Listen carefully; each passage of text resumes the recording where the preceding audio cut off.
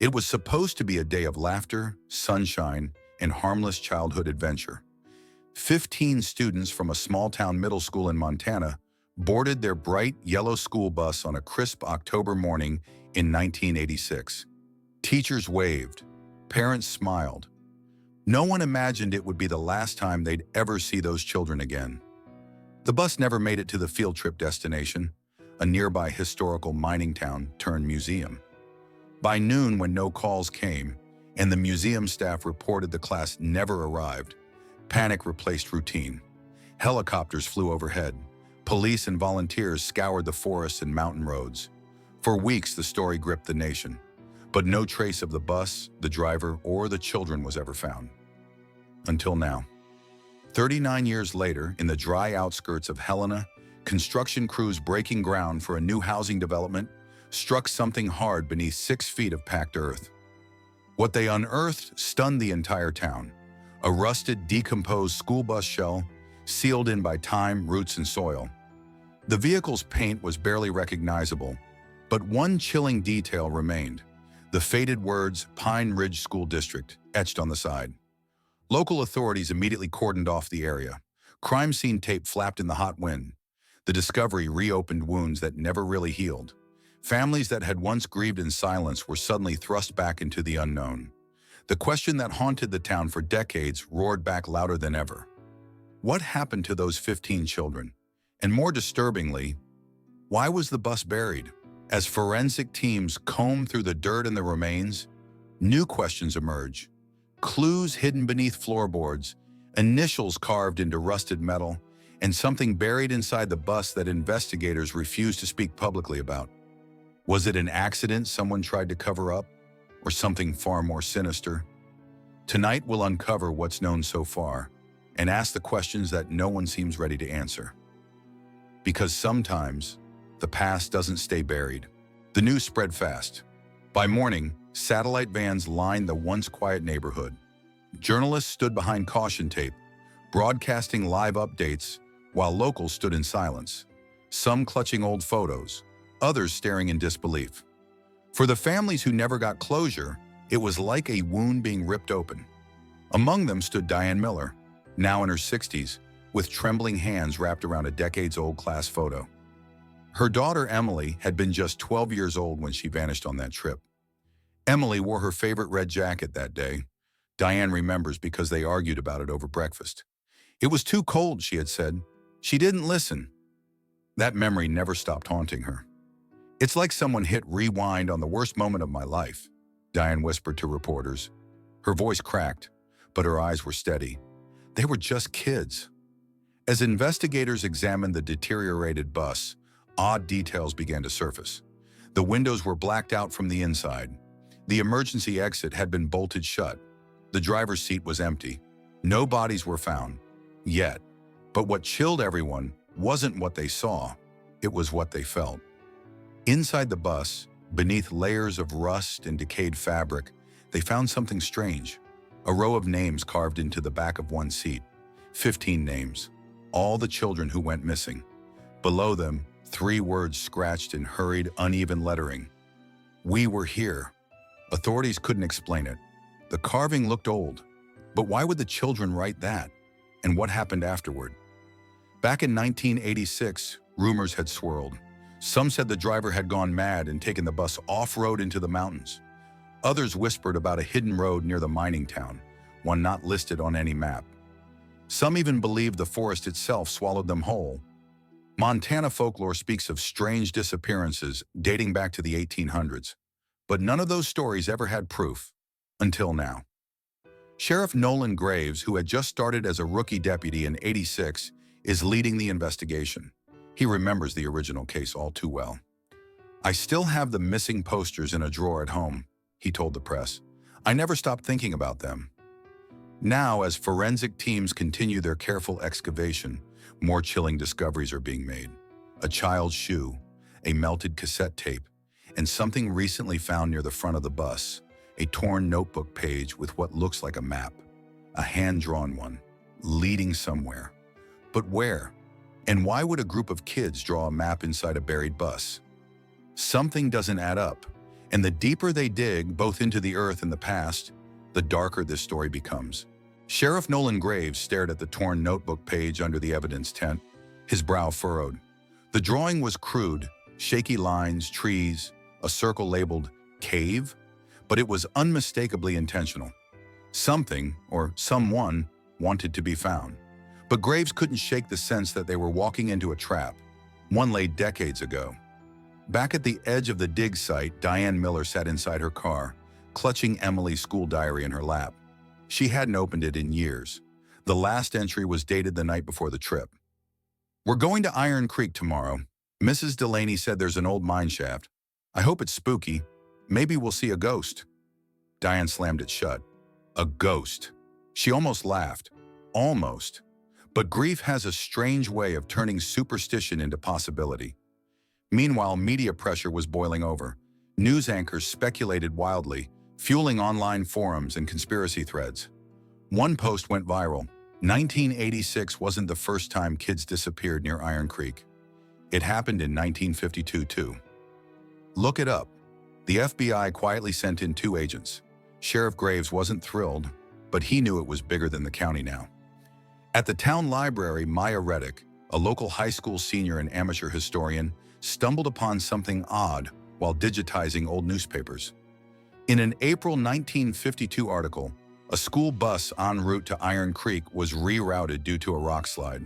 The article was short, but handwritten notes in the margin caught Maya's attention. That wasn't the reason. Ask Old Man Henley about the mine. He was there that night, but Old Man Henley hadn't been seen in years. Rumors said he lived off-grid in the northern woods, beyond where the roads end. Curious and a little reckless, Maya took her camera and hiked out the next morning without telling anyone. What she found was a cabin buried under years of moss and snow damage, and a man, fragile but very much alive, sitting on the porch as if he'd been waiting. 1986, he muttered before she could speak. I warned them not to go. Back at the dig site, investigators unearthed something new. A rusted lunchbox containing Polaroid photos. The film was damaged, but one image was still clear enough to see. Children on a bus, staring at the camera. Some were smiling. Others weren't. In the reflection of the front windshield stood a figure in dark clothing, face not visible, not the driver. Who took the photo? Sheriff Graves held it in his hand, numb. The bus had no camera. No one reported a chaperone matching that silhouette. And just like that, the case grew colder and hotter at the same time. As night fell, the unearthed bus was covered with a tarp. Armed deputies guarded the site. But somewhere beyond the tree line, in the shadow of Iron Creek, something or someone was stirring. And the map?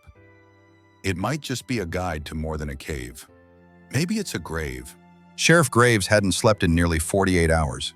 The photo still burned in his mind. That shadowy figure in the windshield, it shouldn't have been there. The children's eyes weren't just looking at the camera. They looked scared, trapped. He stood at the edge of the excavation zone, watching as the tarp flapped in the wind over the buried bus. A storm was building. Thunder rolled in the distance. He lit a cigarette with shaking hands. Behind him, Diane approached, holding something wrapped in plastic. A photograph Emily had taken on an old Polaroid the morning of the field trip. It was just kids boarding the bus. Ordinary, except in the background, barely visible, stood the same figure. Long coat, no face. Diane's voice was barely above a whisper. He was already there. At that same moment, deep in the woods, Maya sat across from Old Man Henley in his collapsing cabin. The air was thick with damp wood, mold, and memories. He used to come out of the mine at night, Henley rasped. Tall, wrong somehow, never spoke. Kids started vanishing even back then. So they sealed the shaft, covered it with cement. Maya pulled out her phone, recording. What does that have to do with the bus? Henley looked at her, eyes glazed. They went looking. They opened it. Back at the dig site, Graves got the call. Maya's voice on the other end was shaky. There's a second location marked on the map, a mine, not listed anywhere official, northwest of Iron Creek. I think they tried to hide something. He didn't hesitate. Within minutes, he and 2 deputies were speeding up the dirt trail, rain pelting the windshield. The forest thickened around them, radio signal dropped. Meanwhile, forensic techs had recovered more from the lunchbox. One note, written in childlike scrawl. "We shouldn't have gone in. Mr. Collins said don't tell." Mr. Collins, the bus driver, retired early, moved away. But now, no record, no address, nothing. At that same moment, Diane returned home to find her back door ajar, lights off. She froze. Inside, footsteps. A shadow moved past the hallway. She reached for the nearest object, a heavy lamp, and stepped forward, heart racing. In the woods, Graves arrived at a clearing. The mine entrance was just as Henley described. Rusted steel doors welded shut, but one was open now, just slightly. Inside, darkness, cold, the kind that breathes. One deputy reached for his flashlight. "Should we wait for backup?" Graves shook his head. "If the kids were here, we go now." They stepped inside. The flashlight flickered. Somewhere deep in the tunnel, metal scraped against stone. Something moved, and then silence. The moment Sheriff Graves stepped into the mine, the air changed. Colder, denser, like breathing through wet cloth. Behind him, Deputy Rourke adjusted his grip on the flashlight. "Feels like we're being watched." They advanced, each step echoing down the long abandoned shaft. Graffiti on the walls, strange symbols, one word over and over again. Stay. Back in town, Diane's call to the sheriff went unanswered. She sat in her living room staring at the old photo of Emily in the bus. Her hands trembled, but something else caught her attention. A smell, sharp, metallic. She followed it to the basement. There, behind the water heater, she discovered a duffel bag she didn't recognize.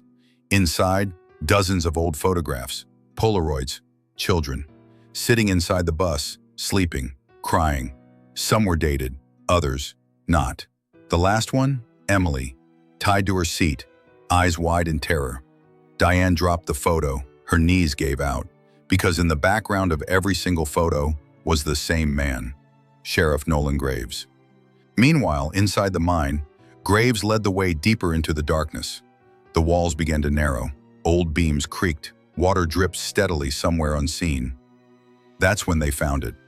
A small chamber, makeshift beds, drawings on the stone. A journal, clearly written by one of the children. "We thought the bus was taking us home, but it wasn't. He said the mine was safer, that we couldn't go back.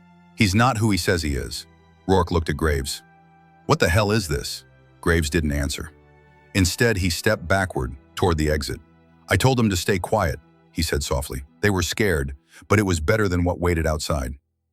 Rourke raised his weapon. "You knew." "I saved them," Graves insisted. "They were chosen. We kept them hidden. They were special." "What happened to them?" Graves didn't reply. He ran. Back in the cabin, Maya's interview with Old Man Henley took a sudden turn. He looked up at her, eyes burning. "They think it's him. But it wasn't just one man." "What do you mean?" Henley pulled a torn page from under his mattress. "They made a pact. 1952, 1986. It's always the same pattern. A group, a purpose." Maya's blood went cold. "A cult?" Henley nodded slowly. "The town buried the truth, but it never stopped." Maya turned to leave, but froze. Standing in the doorway was someone she recognized. Her own teacher, Mrs. Delaney. "Field trips are about learning," Delaney smiled. "And you've learned enough." Maya's scream echoed through the trees. She bolted from the cabin, heart pounding, her phone still recording in her pocket. Mrs. Delaney didn't chase her, but Maya knew she was being watched. Always had been. By the teacher who planned the trip, who never boarded the bus, who never answered real questions after it all fell apart. Back at the mine, Deputy Rourke chased after Sheriff Graves through the dark. The narrow passage twisted into sharper angles, old timbers cracking under their feet. Then, Graves stopped. He stood in the center of a round chamber. Walls lined with photographs, all Polaroids, all children. Some were from 1986, but others, much older. "You don't understand," Graves whispered, turning to face Rourke. "They were part of something bigger. They weren't taken. They were given." "To what?" Rourke demanded, weapon shaking. "I don't know what it is," Graves muttered. "But it lives down here. Has for decades. Maybe longer. It needs innocence, and someone to bring it in." He smiled hollow. "I was just the bus driver." Rourke's eyes widened. "What?" Graves stepped forward. "Collins was my middle name. They never looked that hard. Suddenly, the tunnel shook. Dust fell from the ceiling. A sound, low, groaning, rose from deep beneath them. Not mechanical, not natural, alive. Rourke fired. A single shot. Graves fell, hitting the ground with a thud. But the noise didn't stop. Maya arrived minutes later, breathless and muddy, following the map in her gut. She found Rourke just inside the mine's entrance, injured but alive. They didn't speak. They just ran. Behind them, the earth roared. The tunnel collapsed inward, swallowing everything. The mine was gone, and so was the past. In the days that followed, officials declared the site unstable, unsafe. Nothing further would be recovered. The families were given closure, but no real answers. Diane received a sealed box of artifacts, Emily's red jacket, a broken necklace, and the final photo of Emily smiling, sitting beside Maya's teacher, Mrs. Delaney. That photo had never been released because it had just been taken. Maya's phone pinged 3 days later while she sat alone in her room. A video had uploaded automatically, the one from her pocket the night she ran from the cabin. But at the very end of the recording, after the blur, the breathless footsteps, a still frame, a face, close to the camera, pale, hollow-eyed, watching, not Graves, not Delaney, not anyone human. Weeks passed. The excavation site at Iron Creek was silent again, buried beneath concrete and warnings. No trespassing signs lined the road.